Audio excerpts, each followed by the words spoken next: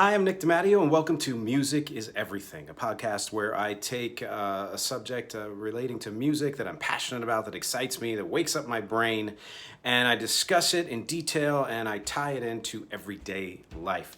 If you like this podcast or my other podcast or anything on my YouTube page, please take a moment and subscribe. Pause this video and click the link below and subscribe. As you know, if you have any experience with YouTube, it's free. There's no obligation other than to click that button. You'll get updates on when I post new videos and anything else going on, and it's a great way to keep in touch. It will really mean a lot to me. Thank you. For those of you new to this podcast in particular, the format is I read text I've written verbatim right off screen there, and then I discuss it afterwards more extemporaneously. I give my thoughts and give more specifics and things like that. And as always, I welcome your thoughts and comments too. Please, they mean a lot to me as well. I don't care if you love this or hate this or fall somewhere in the middle, you're indifferent. I love to hear what you think and what you feel, because as always, with everything I do with music, the objective is conversation and connection. This week's topic is, who are your heart artists? So let's get to it. There's a lot of music out there. The quantity and variety of music production and release correlates to two main things. A, the world population. There will always be a barely fluctuating percentage of the general population who make music. And B, the increasing ease that technology presents in sharing the music you make and how much wider the reach each new technology provides. Internet posting is easier and reaches farther than emailing MP3s, which was easier and broader than burning CDs, which was easier than making cassettes, which was easier than pressing vinyl, which was easier than printing sheet music, which was easier and reached farther than standing on a street corner singing your song. All of that is great. The more, the better. But what doesn't change is that no matter how much music we're exposed to, each of us is still only one person. We might be able to access more kinds of music more quickly than any other generation, but we still have the same finite capacity to digest it all. We've all heard about the attention span crisis. People can't sit with one thing long enough anymore to really get to know and appreciate it. I admit that phones and all the rest make it so easy to bounce from one thing to another, and that capturing someone's attention for more than 10 seconds is a major feat. But the attention span crisis is no newer than any of the other complaints about new technology we've heard since the dawn of whenever. So let's forget about that and get to the point. No matter what's changed, what you think is better or worse about the present, one thing that will never change is that any true music lover has their favorites. Their take to the grave bands. Their I don't need to wait for a desert island to hold on tight to these singers. I call them heart artists. And this is what makes a heart artist. You love and accept everything they do. Even when they miss the mark, go on a wild tangent, or get lost in some other way, you don't give up. Their music speaks to you on many levels. You hear musical and lyrical nuances that tell a more complete story of existence. So you're connected to what they do beyond the music itself. You feel more awake and alive when you hear a song of theirs, like the air itself is electroshocking you. They're a direct link to your spark of life creation, the one that exists in all of us. They're a safe space in the midst of madness. You want others to know how it feels to love them and to share in that love with you. It's not that the love is unconditional, it's that their very existence and way of being and expressing already meet all the conditions. It feels trite to call them a favorite. It would take 1,000 words to describe why you love them, and even that wouldn't be enough. You may even get defensive if you feel someone else doesn't understand how great this artist is. If you've ever fallen in love or are in love now, you know what this feels like. Nothing in the world beats the deepest connection and sharing of the life spark that loving another brings. And no matter if you're far apart or right there together, you can take that love with you wherever you go. Your brain and heart know the feelings and are a part of you regardless of circumstance. You know the songs without having to hear them. We can't all be together with the ones we love right now.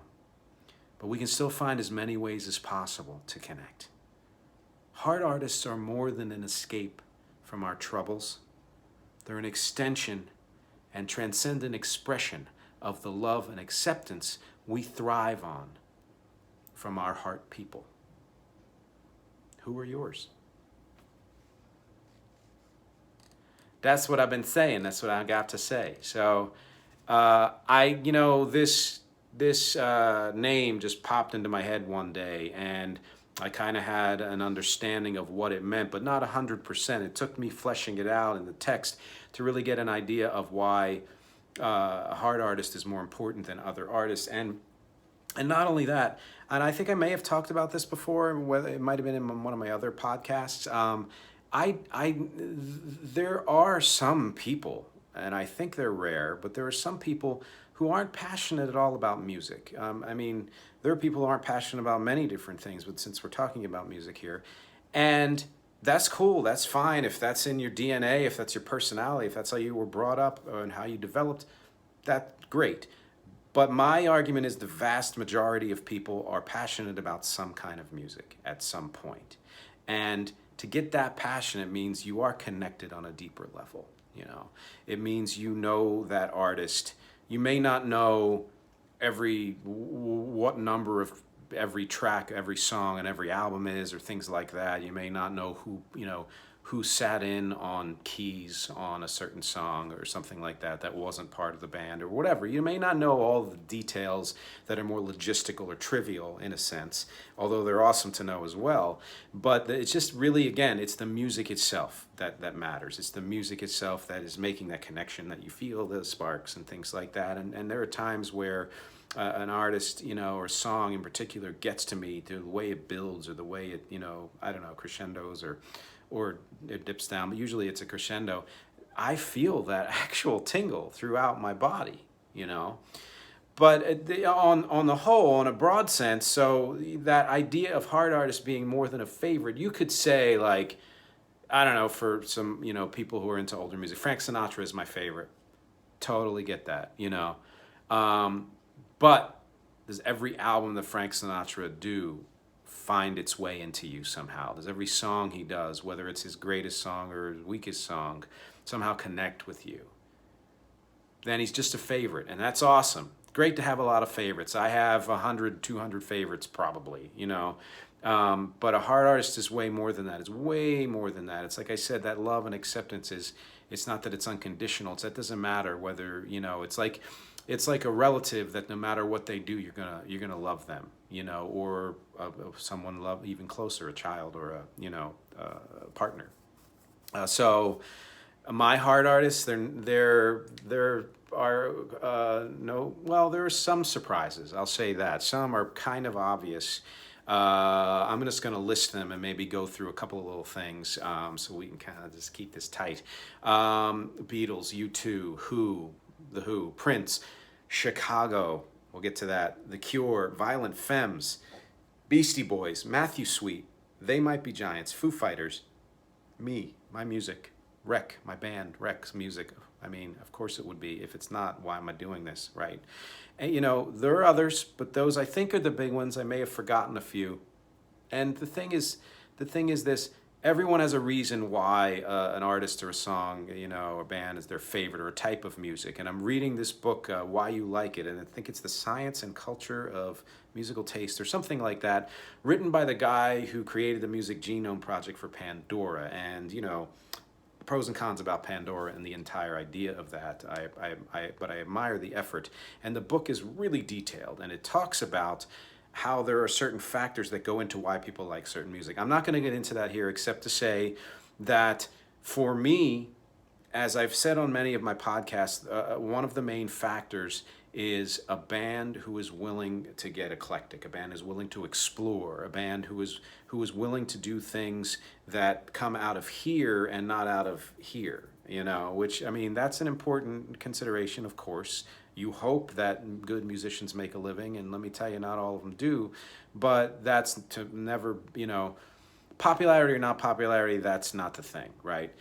The way they write lyrics, the inclusivity of not just the way they produce music and how they can layer things and create blends of genres and labels, and I hate those words, but the idea of coming from different styles and areas, but what they say lyrically isn't always about the same subject and things like that. So I feel like these bands that I've mentioned, they kind of all fall into that category. Some have a more tighter style and sound than others. The Foo Fighters don't travel that far afield from what they do, but then you have people like Prince and the Beatles, and again Chicago, and I'll get to that, and other people, like even the Beastie Boys, who do kind of trend. They might be giants, huge, who genre hop or hop around the types of music all over the place, and I like that. But you know what? A lot of bands do that. I don't know if I can completely describe why it is these particular bands are heart artists for me, or more than just I admire them, I respect them, I like them, they're a favorite. They're more than all of that, but they are. And it's not even a rose-colored glasses thing. There are bands you have as favorites, and there are people you get, again, maybe defensive or etc. But if you're really being honest, that bands are not always at the top of their game. The songs are not always the best. How could every song be the best song? That's completely impossible on every level, every album, anything like that, every period, every era, of their music. And so I'm not saying, okay, so every one of these bands did was great all of the time. There are some of these bands, to be honest, that not everything they did that was even good. There were periods.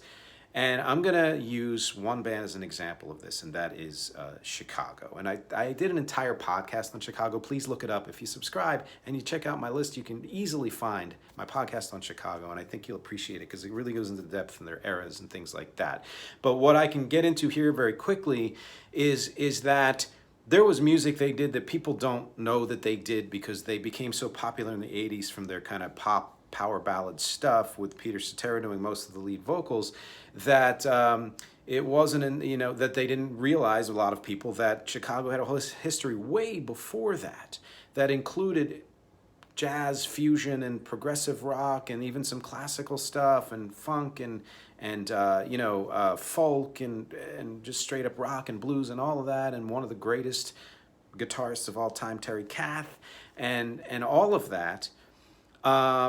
There were times where their lyrics, even in their best material, really weren't that great, to be honest. There were times where they lost their way. I think their way was a different way in the 80s, and you can take it or leave it, and I do like a lot of that stuff. It's not my favorite period, but I do. In the late 80s, I think, and through, I personally feel like, for whatever reasons and decisions they're making, they're focusing maybe more on the live gig, recording wise, and certainly writing wise, lost their way. But guess what? I have all of their albums. A lot of people hate their late 70s output between the time when Terry Kath died and Peter Cetera and David Foster kind of took over. I find some gems in there, but I understand why it's weaker than the previous era, and in some ways the subsequent era. But this is all to say that this is one example of a band that is a heart artist for me because of how they do what they do. And I like stuff that has a good rhythm section. It's funky, has a good bass. I mean, the Beatles, one of the greatest bass players ever, things like that. But it doesn't mean you have to love unconditionally every single thing they do all at once. It's that it doesn't matter. You will follow them until they die or you do, basically. And then, yeah, that's my story. That's a good, hopefully good illustration of how that idea of heart artists can work within you. So why don't you tell me who your heart artists are? Why don't you tell me a little bit about yourself? Tell me about the people in your life, and can you equate in a certain way someone you love with a type of music or band that you love, and understand how it transcends mere connection, mere liking. It goes deeper than that and higher than that. And again, please subscribe. Please take a pause. Not much else in this video anyway. Go on to something else and subscribe. Click the link. Thank you, as always, for watching, for listening. for commenting, for clicking and sharing and subscribing and liking and sharing. Please share if you like this. Please share. Please share. Sharing is wonderful. I will see you next week.